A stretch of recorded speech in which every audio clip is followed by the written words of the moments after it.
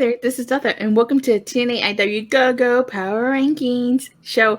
As always, I'm joined by my two co-hosts. First, to my right, he allegedly has no relation to our former Impact World Champion, Steve Macklin. Don't say it too loud. I'm sorry, you guys. It's still very hurtful to Burt. And Steve, he's in the other room. He can hear I know. you. I'm sorry. The star of the show, Burt Macklin. Is someone chopping onions in here? It's not me. Steve's been locked in his room since then. I keep trying to slide dinner under the door. He keeps sliding it back. He doesn't want it. Damn. And to my left, the godfather of the Power Rankings, Lucha. Yeah.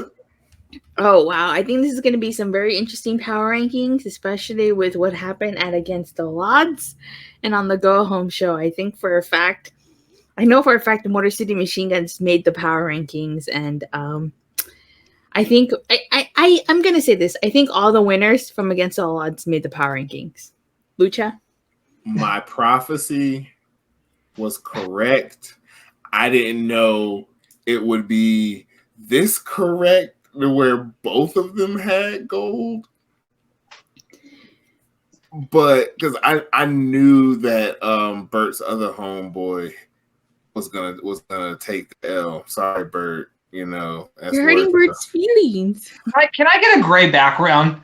I don't think I want to be in color this show. Can you make it a rain, like a cloudy storm behind me? Because I'm depressed. Burt. Yeah, Burt is depressed right now, man. But you know what though? Because I can't find. There were two things on the show that really excited me. That made me very happy. One was ABC retained, and I've been saying it. We're getting basically the Impact's female version of the bar. It looks like Masha and Kelly are on that respect, like we both beat each other's asses. We've been killing each other the past weeks. Why don't we beat other people's asses now? You know what I mean? No one's going to beat our asses. So it's like, notice how I keep saying ass like Owen Hart would. You know what I mean? I'm in my own heart mood right now. But yeah, no, again, I'm trying to find the bright spot, and those two things I did like, so. Respect. So, Burt, who do you think made the Power Rankings? Well, like we said before, usually on pay-per-views, champions are when they're, especially if it's a slow week for them, since they're not on every show, usually if they get a big win and retain their title or a new champion, they're going to be ahead. So I do think we'll see the two new champions and the tag team champions somewhere near the top. Okay. Especially the tag champions, just because I think that was their first match in a few weeks. So okay. Yeah, I think they'll be high. Yeah, I definitely do agree with that. Lucha, who do you think made this week's Power Rankings? I'm curious as to not only if Burt's cousin made the Power Rankings, also if his homie made it, because I'm curious to see if they're gonna get some, former champion love, maybe in that like 8, 9, 10 spot. I fully expect the new champs to be up there, and I fully expect Ace and Bay to be there. Also, Trinity and Deanna. I'm curious as to how their ranks are gonna play. Leading in the Slammiversary. Yeah. Okay. Well, definitely it's going to make for an interesting Power Rankings this week, I'd say. Well, with that being said, let's play these Power Rankings. Number 10, Frankie Kazarian. Number 9, Tag Team Champions to Coven. Number 8, Masha Slamovich. Number 7, Callahan Fulton and Chris OVE. Number 6, Digital Media Champion Joe Hendry. Number 5, number 1 contender Nick Aldis. Number 4, Trinity. Number 3, Tag Team Champions Ace and Bay.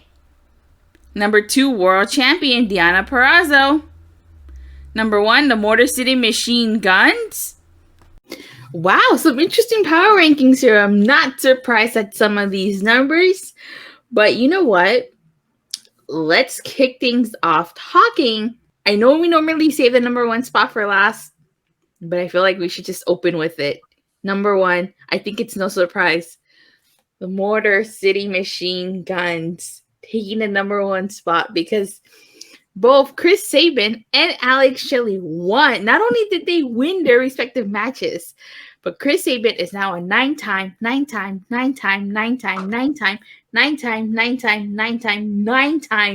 X Division champion, and Alex Shelley is our new Impact World Champion, defeating Steve Macklin in the main event. So I will say this. I really love the fact that Chris Sabin channeled 3 former X Division champions. He used Christopher Daniels' Angel Wings, AJ Styles Clash, and he used a backbreaker to DDT Jay Leto's move. Was it the lethal combination? Yeah, the lethal combination. That's what he did. Absolutely love the fact that he did that. I just knew he was going to hit the Canadian Destroyer, though. I just knew it. Paying homage to 3 former X Division champions. And I think that you and I talked about this, and we said that if there was one title change, it would be this one, and we were both right. Sorry, Burt. Hell, for all we know, Chris Sabin pulled out one of Sonny Siaki's moves. And as far as Alex Shelley is concerned, that definitely was a huge shock. I was not expecting him to beat Steve Macklin. I thought for sure Steve Macklin was going to retain here, but that obviously wasn't the case. Don't get me wrong. I really wanted Steve Macklin to retain, but I'm also happy for Alex Shelley that 20 years finally paid off for him. But Burt, do you want to go first, or should we let Lucha go first? Yeah, I guess I'll just... Do you want the Ranchon 3000 for this? No. I'm more upset because I predicted I predicted no champion. I mean, I predicted Chris Sabin and Alex Shelley both to lose. I'm happy for Alex Shelley. I'm happy for Chris Sabin. That's not my beef at all. I'm just more upset that my prediction was wrong. I didn't see Steve Macklin losing this early in his title reign. Mm-hmm. Nobody. But I think that there is a lot of potential where this could go. So, and I definitely don't think he's losing to Nick Aldis coming up. I don't think that's the move at all. So hopefully I start getting some predictions right again, and hopefully I'm not wrong on that one. But yeah, no, congratulations to Alex Shelley.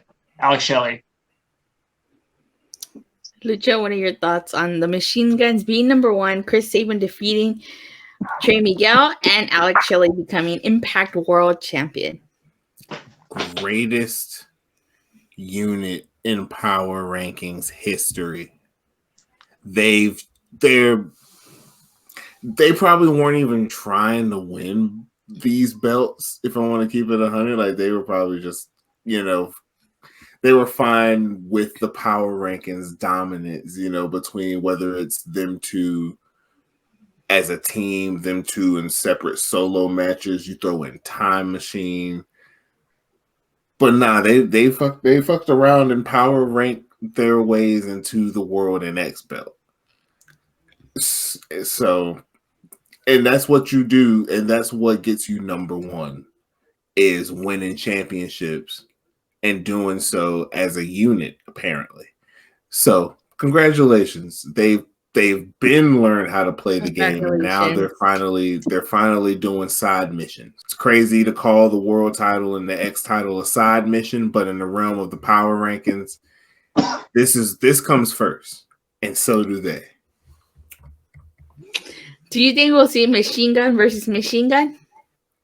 I pray we see the Machine Guns implode. Yeah. Well, I think that it'd be even crazy if Chris Sabin uses, because no one's used it twice. It'd be crazy if Chris Sabin uses option C again. I could see that happening. Didn't Austin Aries use it twice? I don't remember that. If he did, that I don't remember that. When he You are the historian, though. I could be wrong, but I know there's a moment where he won the X belt as Suicide, and then cashed in option C for the world title, and then unmasked as he cashed in to be Austin Aries. I just remember he cashed in on Bobby Roode the first time, I thought. Yeah. And that was his only time. I don't remember. All right. Well, I think that about covers the number one spot. So now, let's talk about our tag team champions. And I'm talking about both Ace and Bay and the Coven. Ace and Bay coming in at number 3, and the Coven coming in at number 9. Why do you think that is, Lucha? To me, it's real simple. The Coven got their win wasn't necessarily, it was just Kylan King. You know, Taylor Wall was just, you know, the manager, really. And the nicest way possible to put it, it was on a pre-show match, and the committee doesn't really respect pre-show matches too tough. Because I say that in our digital media champion, Joe Hendry's at number 6. So what do I know? But no, the fact that ABC defended their belts gave them more of a push in the ranks, I feel, than the Coven getting a win with Kylan King in a one-on-one match. Burt? Well, I'm going to start with the Coven because I'm going to end with ABC. The Coven being number 9, I'm glad to see them make the countdown. Like Lucha said, it's pre-match. But I think them being the champs gets them on the countdown. As for their place being number 9, it was just the reasons I laid out before. When it comes to Ace and Bay, they're my number 1. And I wrote down 7 reasons, actually 7 reasons why I think they should be number 1. All right, let's hear them. Number 1, they have the best name. I mean, one of, if not the best name in wrestling, ABC. Number 2, on his own, Ace Austin had the move of the night when he rolled up. I think it was Hotch, and then he kicked him out, and then he speared Myers through the ropes. Then Bay on his own had the move of the night where he springboarded over the ref onto the outside of the ring. Number 4, since 2020, Bullet Club has controlled the tag team titles 62% of the time. That's according to that's according to Tom Hannafan. Number 6, I kind of agree with Matt Raywell when he said that if it wasn't because of that loss to Ace and Bay, that drove Chris Sabin and Alex Shelley out of the tag team division and caused them to pursue single gold. It gave them that extra push. Number 6, collectively, they have the best team and they have the best finisher in wrestling. They had the move of the night that night, where it was the kick into the springboard cutter into the fold. Best move in wrestling. And number 7, did you see that icy chain Chris Bay gave Ace Austin after the show? Okay, I don't know if you saw that. It was footage on Impact. Chris Bay gave him a nice chain. Okay? You can watch the video. It's a super sweet chain. Okay? And that's 7 right there. 7. That was 8. 8? Okay. You gave us 2 6s. Okay, sorry. Well, I'm just saying, there you go. Fair point. You definitely made an argument. For anybody in the comment section, please let us know. Do you guys agree with Burt? Should ABC be number 1, or do the Machine Guns should stay at number 1? Let us know in the comment section down below. I think just like The Rock, they're the people's champ. Okay? The Millions. And the Millions. I see it. All right. So, since we're on the topic of the pre-show and you brought it up, Lucha, let's talk number 6, our digital media champion, Joe Henry. I don't know about YouTube, but I believe in 252 pounds of pure motivation, the answer to all of life's problems. I believe in Joe Henry. I'm just glad he's not in my house because, this is the week of a taping. So I ain't got to deal with him. Congratulations on him getting his win, defending the title. I hope we can, even though this isn't, what we do here, I hope he can move on from Dango. Because I don't really feel like, at least the way we've been going, these wins over Dango have been doing him any favors come power rankings time. Maybe he should, defend this belt against some stiffer competition. So then his wins can help build his case to get him higher on the ranks. Like, I'm still waiting for my man to be number 1 again, if it's happened before. I don't think it has. Burt? Yeah, it's crazy because this wasn't like wasn't like, to me, I didn't really think this was like that important of a match. It was a title match, but like, he has a title, a win, he defends his title on a pay-per-view, so you're gonna expect him to be here. But yeah, like him, as high as he is, just because I don't think that was by any stretch the best match of the show. So, but yeah, I'm glad Joe Henry is where he is, and hopefully we can see him move on to a more meaningful feud coming up. I agree with both of you. As much as I like Joe Henry, we definitely need to move on from this Dangle feud and have him be more involved in a more meaningful feud. Although he did give us the newest hit single, Diva's Reject, which is actually pretty catchy. Based off that alone, that's probably most of his case to get him number 6, and that's good enough for me because that song should have gone triple platinum. And yeah, I don't see this feud continuing. I don't see Dango bringing in Tyler Breeze or anything like that. His former partner, on the force. So I hope this feud's over. Okay, let's combine 2 and 4 because these two were tag team. Number 2, our world champion Diana Purrazzo, and number 4, Trinity. I know Diana, being our knockout champion, carries a lot more weight, so hence her number 2 position. Do you think Trinity is okay being at the number 4 spot? Should she have been lower? Or do you think she only got at the number 4 spot because of where her match was on the card, or because she was a victory with Diana Purrazzo? Lucha or Burt? It's fine with me, honestly, for multiple reasons. First off, she's not ahead of Diana. Diana got the win. She got the pinfall during the match, for that matter. So she deserves to be the higher ranked of the two in that regard. B, Trinity's peak should have been at number 4 based off of who we all suspected to be ahead of her at 3, 2, and 1, with it being the tag champs and both world champs and the ex-champ, the greatest faction of all time. So it's good for her to be there. The only controversy that I can find is her being ahead of Nick Aldis, especially seeing that Nick Aldis earned his number 1 contender spot here at Against All Odds versus Trinity, who had been number 1 contender going into the event. So it's not like, she's riding some sort of momentum. Trinity was a part of a winning team, but she wasn't the one who got him the win.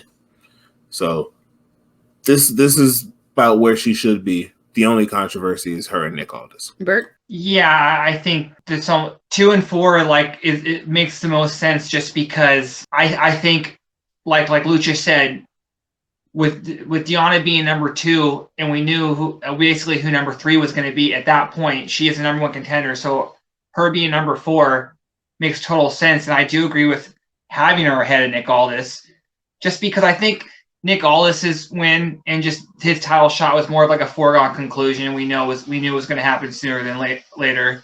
You know what I mean? So I just think people are like, You could argue the same for Trinity, though. Yeah, but even then, I think people are more excited about Trinity than Nick Aldis. Trinity's fresh in Impact. You know what I mean? She's new to a lot of things. If they just watch Impact, Nick Aldis, people have known of him, inside and outside of Impact. So yeah, that's fair. They're having fun out there. I can't wait for Diana to end all the fun and drop Trinity on her head. Yeah, I don't think Trinity's winning at Summerversary, but you never know. I mean, we all thought Steve Macklin was winning, and look how that turned out. I just know Trinity's getting dumped on her head. Speaking of Diana, real quick, I don't know if anybody watched Monday Night Raw, but her former Vex partner wearing a matching attire like Diana did Against All Odds. I thought that was really, really sweet. Long live Vex. And Lucha, real quick, You said you don't think Trinity is beating Deanna? I don't know for sure. I just know she's getting dumped on her head at some point between now and the end of Slammiversary. She's going to spend some time on her thoughts because Deanna's going to put her. And since you did bring this up, Lucha, let's talk about number 5, Nick Aldis. So it surprises to me that he came in at number 5, like how you said, he is number 1 contender. However, the way he became number 1 contender was his team won the 8-4-1 match, but wasn't the reason why his team got the winning. Ended up in the Fatal 4-Way was because of Jonathan Gresham. So you think that also played a factor in him coming in at number 5? Honestly, no, because like I said with Trinity, it's a matter of who's ahead of him. You know what I'm saying? Like I couldn't imagine putting him ahead of. I can only imagine putting him ahead of Trinity. I couldn't imagine putting him ahead of ABC, nor Deanna, nor the Machine Guns. So this is kind of one of those ones we have it all the time where his number is just basically the only place he could be. You know what I mean? Because if you look at the people behind him and you look at the people ahead of him, he's not going to jump over anybody ahead of him. And then the people behind him, for the most part, he deserves to be ahead of. So it's like, and then, yeah. So again, and I think people are more excited about Trinity being number 1 contender for her for the Knockouts title opposed to Nick Aldis being number 1 contender for the world title. True that. All right. At number 7, we got OVE, who surprisingly did not bleed in their match. They didn't bleed in this Ohio street fight. But I thought it was a really good match. In my opinion, it was my favorite match of the night. So, but I can understand why they came in at number 7 because look who's ahead of all of them. So, Burt, you want to go first? What are your thoughts on OVE coming in at number 7 and the fact that nobody bled in their match? Well, maybe they're number 7 because they didn't bleed. maybe if they would have bled, they would have been higher. So maybe that proves your point. And again, I just think that it's so hard to like replace to be ahead of champs after a pay-per-view when you're not a champ, even if you win. You know what I mean? Because especially if all the champs are on the show, how are they not going to get those top spots? So OVE being where they're at, even though they did win, that's no slight on them. This countdown is prestigious, you know what I mean? It's not like, we don't roll out of bed and just make it. Like days and nights going to this. Sleepless nights. A lot of 23-hour meetings. Oh, yeah. Definitely. I feel those 23-hour meetings. The hell. The only reason why they're number 7 in my mind is simply because there's a lack of Ohio representation in the Power Rankings committee. I feel like if we had some more Ohio representation, they would have been like top 2. They would have been ahead of Deanna, honestly. Ohio loved them some OVE. It is very upsetting that not only did OVE not bleed, but in Masha versus Kelly, there wasn't a lot of blood there either. So maybe is that also why Masha, who also got a win, is in at number 8? You bring up a good point, but before we get into it, I just want to say real quick, I think people may not like this comparison, but Impact totally pulled the WWE and had Trey Miguel lose in his home state of Ohio. Oh man, yeah. Yeah, they did. Oh man, didn't even piece that together. At least OVE won in Ohio. I mean, Nevaeh lost in Ohio too, so Yeah, totally pulled the WWE right there, having them losing their home states. But all anywho, for the greater good. Okay. Anywho, Masha coming in at number 8. I do see your point. I mean, she didn't bleed. I was expecting that dog collar match to be brutal. I was really looking forward to that match. I was expecting blood. I was expecting both women to get busted open. And I was a little slightly disappointed that we didn't get that. It's a dog collar match. Like, I wanted to see blood. I wanted to see blood. And I thought Moose was the only one who didn't bleed during these hardcore matches. Yeah, it was it was tame. It wasn't even. It was a regular wrestling match that had people attached by the neck. Like there wasn't too many weapon spots or anything. I don't know, man. Good win from Masha. Maybe maybe post Against All Odds and maybe leading into Slammiversary, they start to channel their inner Motor City Machine Guns and link up. Maybe. I want to see them go after the Knockouts tag titles. They should be the next champs, Masha and Kelly. I'll give them that.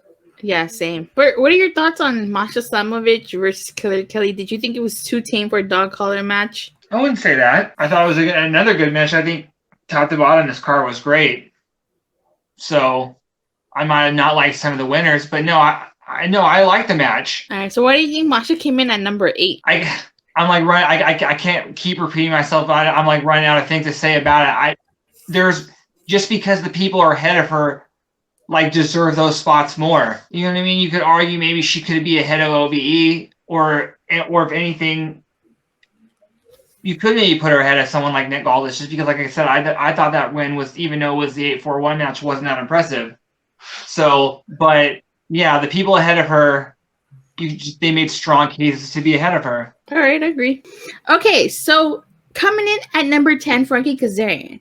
But we're also going to talk about who almost made the Power Rankings. And this is very interesting because Frankie Kazarian, Steve Macklin, and Trey Miguel all had 17 points. They all had 17 points. But yet, Frankie Kazarian is the one who made the Power Rankings and not Steve Macklin or Trey Miguel. And the last one who almost made it would have been Rich Swann coming in at number 8. So your thoughts on Trey Miguel, Steve Macklin, and Frankie Kazarian tying with 17 points? That's controversial because essentially there was a tie. Yes, a three-way tie. But since Frankie Kazarian was victorious, and unfortunately, Steve Macklin and Trey Miguel weren't, we went with Frankie Kazarian at number 10. That's because I'm not mad at it. It's just that's so cutthroat. Like, I mean, because in Power Rankings past, especially post pay-per-views, when there's like title changes, the former champion will at least get some sort of, end of the countdown rub, like I said, at 10, 9, 8. But it was that tight to where it came down to that simple fact. That's so bloody. Oh man, yeah, I love it. I had to break the tie, and I felt like, yes, maybe Steve Macklin and Trey Miguel should have been on the rankings, but the fact that they didn't win their matches and Frankie Kazarian did, I was like, if there's somebody has to be that number 10, I had to give it to Frankie. I ain't mad at it. It's crazy. Oh man, I was shocked when I saw those numbers. I'm like, what? We have a 3-way tie? But of course, the Power Rankings are prestigious, and we can't have ties in the Power Rankings because not everybody can be in it. So it was tough. It was tough because both Trey Miguel and Frankie Kazarian, Trey Miguel and Steve Macklin, if you take into consideration the Go Home show, they were both still champions on the Go Home show. But if we're gonna wager in on what happened against all odds, they both lost, and Frankie Kazarian was victorious. So had to give it to Frankie. I'm sorry. Don't throw tomatoes at me. I'm fine. So my question is for Burt, though. Burt, with your allegiances to both Trey Miguel and Cousin Steve, and with you being a part of the crusade to uphold integrity within the Power Rankings, balls in your court, would you make the same decision? Yeah, because I have to hold myself to a standard just in terms of in the rankings. And so, yeah, like when there's a 3-way tie and one of the people got to win, even though the people are former champs, the key word is former and them losing. And if the lesser and greater sign, the win is greater than an L, I'm in a loss. So I would have to say, yeah, I have to be fair. Honestly, I would have gave it to Steve Macklin. I wouldn't have necessarily. I mean, the win loss would have most definitely played a factor, but kind of I would have looked at the fight behind it. You know what I'm saying? Like, yes, Steve Macklin lost, but he put up a damn good fight in the loss, and I would have valued his fight in a loss more than Frankie's fight in that win against Eddie. And I go the opposite way of you because I think that the Trey Miguel Saban match was the better match. So Trey's loss, I think, was especially for the reasons Datila laid out before. How many finishers did he take from former legends? 3. 4 if you include a random move from Sonny Siaki. So yeah. But you know it's something too. It was a hard decision. It was a really hard decision, and I had to pick somebody. And I know Frankie Kazarian beat Eddie Edwards, but Eddie Edwards is a former Impact World Champion, so I went with Frankie. But for those of you guys watching, do you guys agree with me? Should I have picked Frankie over Trey Miguel and Steve Macklin? Well, let me know in the comment section down below. Let us know what you think. Who would you guys have picked to be that coveted number 10 spot? There's so many different ways that people can look at this. So like that's an interesting thing to put out there. Thank you. So Lucha, what match are you looking forward to? Man, it's been so long since I've been able to do this with the match with the highest power ranking implications. I need a graphic for that. Long ass. It's wordy as fuck. With what's been announced thus far as of recording, it's only Moose versus Rich. And neither one of them were on the power rankings this week. So it'll be interesting to see if a win from either would get them on the ranks, especially Rich, considering he was at the end of he was on the other side of the 10 spot clusterfuck. So technically there was a 3-way tie at 10. So technically Rich is 11. So maybe if he gets this win, maybe he could creep in. Also, though, I do want to bring to not only everyone watching, but to the committee's attention as well. There's more than just what happens on Impact TV. The digital media exclusives, I think, should hold some weight when it comes to the power ranks. Burt's dying. I feel like the digital media exclusives should hold rank in the power ranks. I feel like the main event Monday matches should also, give some people an extra boost. And with this week in particular, Killer Kelly challenges Deanna for the world title. So it'll be interesting to see if that will give Deanna an extra boost if she just so happens to get the win and maybe even pass the Machine Guns next week. Interesting. We gotta wait and see. Here's the thing about what you said too about passing the Machine Guns. There are two belts that are rarely on TV. We see the World and X division, and it seems like the Knockouts division is featured a lot more, especially the women's division on a weekly basis. So I could totally see Deanna going back to being number 1 next week. I kind of feel like the Machine Guns have lapped everyone to the point to where it's going to have to take like an act of dominance someone's going to have a really strong week to pass the Machine Guns. Yeah, definitely. Do agree. All right. Well, I guess we pretty much wrapped up here. We've talked about all the power rankings. So anybody else got any final words before you get ready to wrap things up? Watch Impact. Definitely, you're missing out. The Road to Slammiversary starts Thursday, so make sure you tune in so you can find out what matches we're getting at Slammiversary. We already know 2. Yeah, we have Alex Shelley versus Nick Aldis, and Trinity versus Deanna. Yes. All right. And those are 2 matches you can build around. So yes. Definitely. Well, with that being said, you guys, thank you guys all so much for watching. For the continuous support, please don't forget to like and subscribe so you get notified whenever this video drops or whenever TNAIW releases content, because they do have some pretty cool content. Lucha, you mind describing that content? Well, we have the 2023 Ryder Cup to crown the TNA 2K Impact World Champion. That tournament was won by Jeff Jarrett. So, Burt, you were right in that regard. You did get a prediction correct now. So, go throw yourself a little party. Jeff Jarrett took it home. Coming soon, me and Jeff were actually talking about the knockouts version of this tournament with a whole new name. Brackets are being talked about and put together now. Things are looking crazy. So y'all should want to tune in for those.